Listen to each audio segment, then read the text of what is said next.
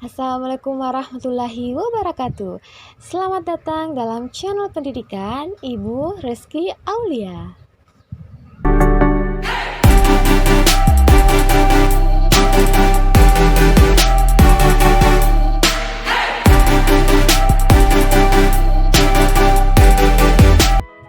Dalam pembahasan ini, Ibu akan membahas mengenai struktur dan kaidah kebahasaan teks deskripsi. Untuk pembahasan pertama, Ibu akan mulai membahas mengenai struktur teks deskripsi. Untuk struktur ini terdiri atas 4 bagian. Yang pertama adalah judul, kedua kalimat topik, ketiga deskripsi, dan yang keempat simpulan. Baiklah, Ibu akan membahas untuk struktur yang pertama, yaitu judul. Judul ini bertujuan untuk menggambarkan isi teks deskripsi yang dibuat. Contohnya, jika judul teks deskripsi kalian itu berjudul seperti ini, kamarku, otomatis ini teksnya menggambarkan suasana di dalam kamar si penulis. Nah, kalau misalnya judul kalian berhubungan dengan boneka kesayangan, berarti kalian akan mendeskripsikan bagaimana bentuk dari boneka kesayangan kalian, dari warnanya, ukurannya, dan sebagainya. Jadi judul ini berfungsi untuk memberikan gambaran seperti apa deskripsi yang akan kalian buat. Judul ini sangat penting dalam teks deskripsi karena dengan adanya judul itu akan membantu para pembaca mulai mengira-ngira, oh, penulis ini akan mendeskripsikan benda seperti ini, objek seperti ini. Jadi peranan dalam membuat judul itu sangat penting dalam teks deskripsi. Struktur yang kedua yaitu kalimat topik. Kalimat topik ini berisi kalimat pembuka mengenai hal yang akan dijelaskan. Silahkan kalian perhatikan contoh teks deskripsi yang telah Ibu buat dengan judul kamarku. Nah, silakan perhatikan kalimat pertama ini. Kamarku adalah tempat aku bisa banyak menghabiskan waktu luang. Nah, ini adalah kalimat topik atau kalimat pembuka. Begitu ya.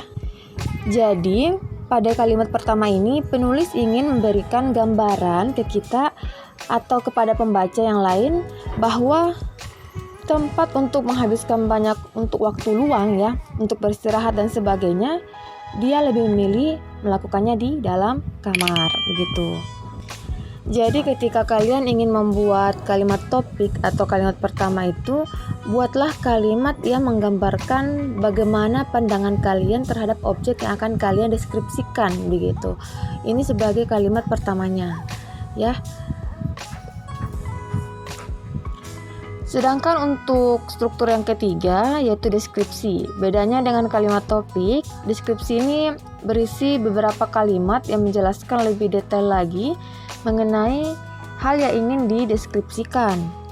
Jadi dalam teks deskripsi ini, silakan kalian perhatikan pada paragraf yang kedua. Pada paragraf kedua ini menjelaskan secara detail mengenai bagaimana kondisi kamar si penulis, dari bentuk pintunya, warna pintunya, dan serta lantai yang digunakan itu dijelaskan pada paragraf kedua ini.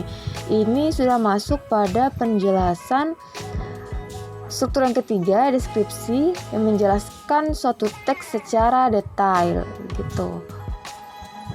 Jadi untuk paragraf pertamanya ini hanya memberikan gambaran bahwa kamarnya ini digunakan untuk hal-hal yang bersifat untuk belajar, bersantai, menenangkan diri, dan kamar si penulis ini sangat sederhana, berukuran sedang, tapi sangat nyaman menempatinya. Berarti pada paragraf ini memberikan gambaran awal saja dulu mengenai kamarnya, gitu, bagaimana perasaan penulis terhadap kamar tersebut. Dan di paragraf kedua ini barulah masuk pada struktur yang ketiga, menjelaskan lebih detail lagi bagaimana bentuk dan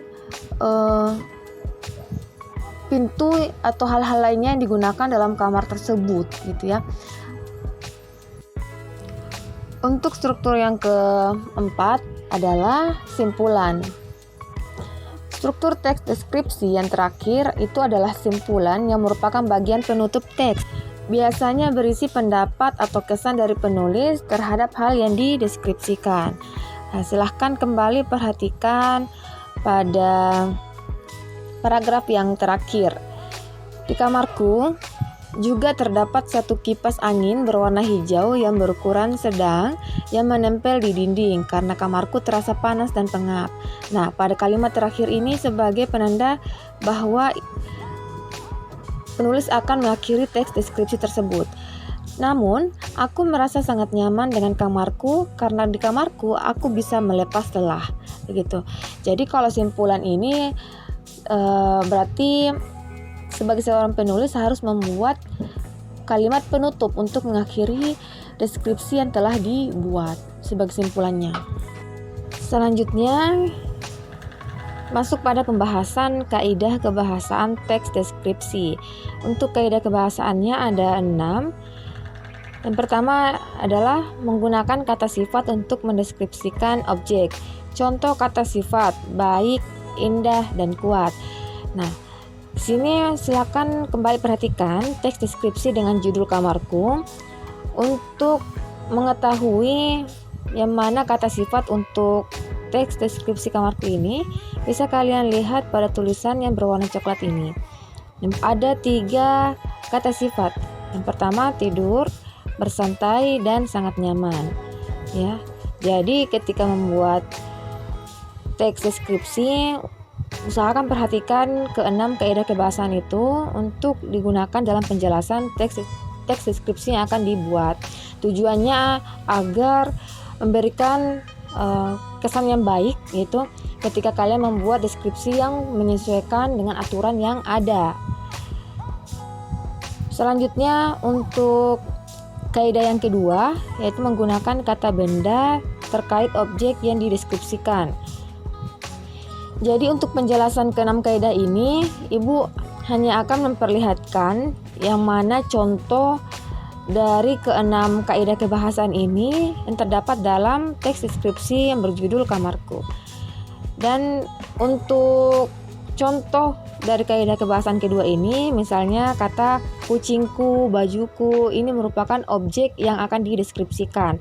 Nah, kalau misalnya dalam teks deskripsi, contohnya yaitu penggunaan kata kamarku. Di sini ada 6 kali pengulangan kata kamarku yang menjadi kaidah kebahasaan kedua dalam teks deskripsi. Jadi penggunaan kata kamarku ini menandakan bahwa ini adalah objek yang terkait yang akan dideskripsikan dalam suatu teks. Jadi ada pengulangan kata ya dalam teks tersebut supaya menandakan bahwa objek yang dideskripsikan itu adalah objek yang sesuai dengan judul. Kaidah kebahasaan yang ketiga yaitu menggunakan kata kerja aksi untuk mendeskripsikan perilaku atau objek. Misalnya pada frasa mengeluarkan bau harum, mencakar. Ini mencakar mangsanya. Untuk contoh pada teks deskripsi kamarku dapat ditandai pada frasa yang berada pada paragraf yang terakhir, yaitu kamarku terasa panas dan pengap. Jadi untuk kata kerja aksi mendeskripsikan perilaku objek, ini maksudnya adalah apa yang akan kalian dapatkan ketika berada di sekitaran objek yang kalian deskripsikan gitu. Apa dampaknya ketika berada di sekitaran objek itu?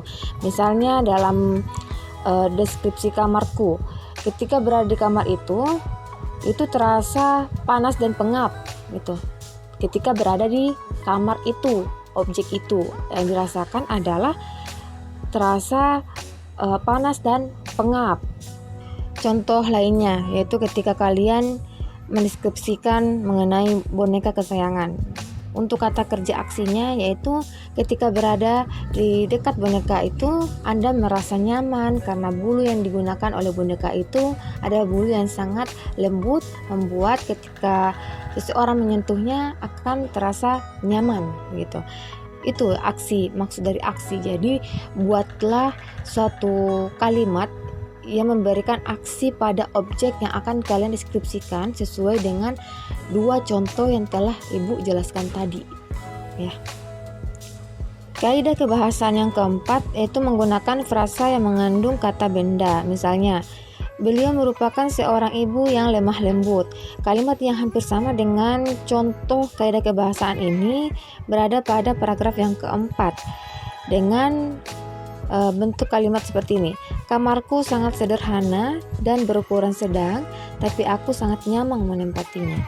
Jadi ini memiliki kesamaan dengan contoh pada kaidah keempat, ya. Jadi untuk frasa kata benda yang mengandung kata benda dalam kalimat itu adalah kamarku. Jadi dapat disimpulkan di sini dalam membuat suatu teks deskripsi dalam suatu kalimat itu masukkan frasa kata benda sesuai dengan objek, lalu jelaskan objek tersebut bagaimana kondisi ketika menggunakannya atau berada di sekitarnya. Sama halnya dengan ini, kalimat yang pertama ini yaitu kamarku sangat sederhana dan berukuran sedang, tapi aku sangat nyaman menempatinya. Jadi dia menjelaskan objeknya, yaitu kamarku, yang merupakan frasa yang mengandung kata benda. Untuk kaidah kebahasaan yang kelima, yaitu menggunakan kata kerja, perasaan atau pendapat yang menggambarkan sudut pandang pribadi penulis. Hal itu dapat ditandai pada paragraf yang terakhir, paragraf yang ketiga pada kalimat yang terakhir, yaitu merasa sangat nyaman dengan kamarku karena di kamarku aku bisa melepaskan lelah. Berarti ini sesuai dengan kaidah yang kelima, yaitu menggambarkan sudut pandang pribadi penulis terhadap objek. Jadi objek kamarnya ini bagi seorang penulis, dia merasa nyaman di kamar tersebut dan di kamarnya bisa melepaskan lelah. Itu pendapat si penulis dalam membuat teks deskripsi. Jadi ketika kalian memilih suatu objek, silakan sampaikan sudut pandang kalian terhadap objek yang kalian deskripsikan, bagaimana perasaan kalian terhadap objek itu.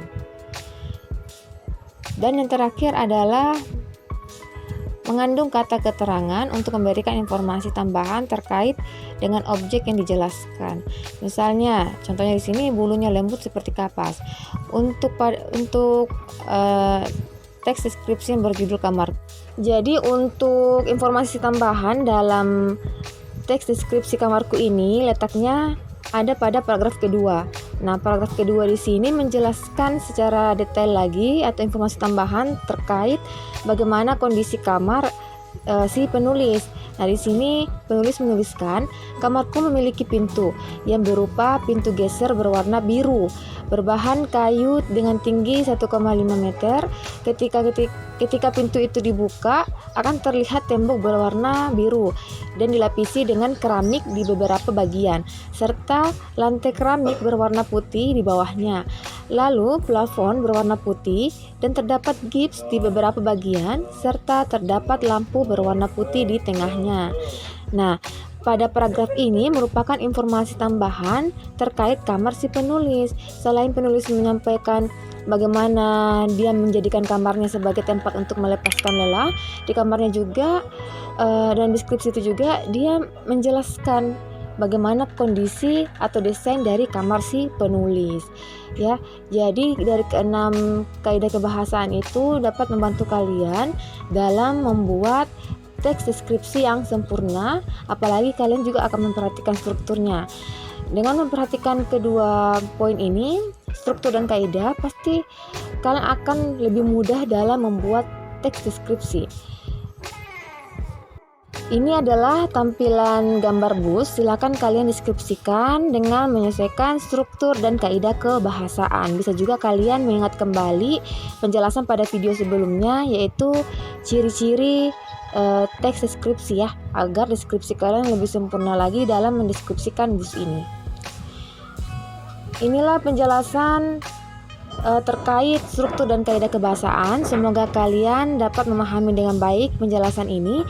Jika ada kekurangan dalam video ini, ada yang tidak Ibu jelaskan, bisa kalian tulis di kolom komentar untuk menyempurnakan video ini. Sebelum Sebelum Ibu tutup video ini, Ibu ingatkan kembali, jangan lupa like, share, and subscribe YouTube channel ini. Dan jangan lupa tunggu video-video Ibu berikutnya.